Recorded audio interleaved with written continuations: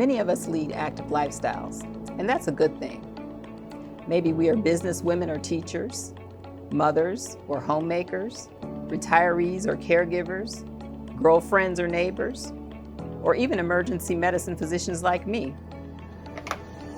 But we can never be too busy to get a mammogram and do breast self-exams. 1 in 8 women will be diagnosed with breast cancer in their lifetime. 265,000 women will be diagnosed every year with breast cancer. 40,000 women will die every year from breast cancer. The mortality rate for Black women is 40% higher than white women.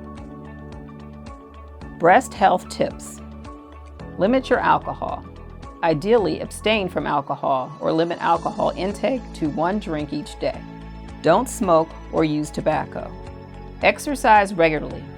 Exercise 30 minutes daily to reduce your breast cancer risk.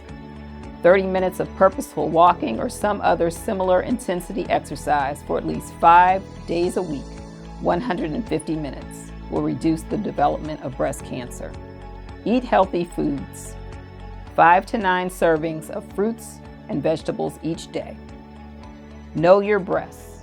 Practice breast self-awareness and examine your breasts monthly so that you will know if any changes occur. Know your family history.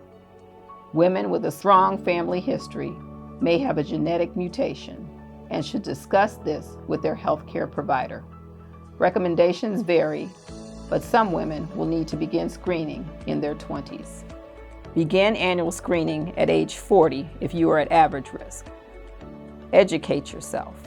Schedule a follow-up if your mammogram is abnormal. So while we take our Zumba classes, or usher at our church, or make this video to give you this message, we have to save our own lives through mammograms and self-breast exams. Early detection saves lives, and it could save your life.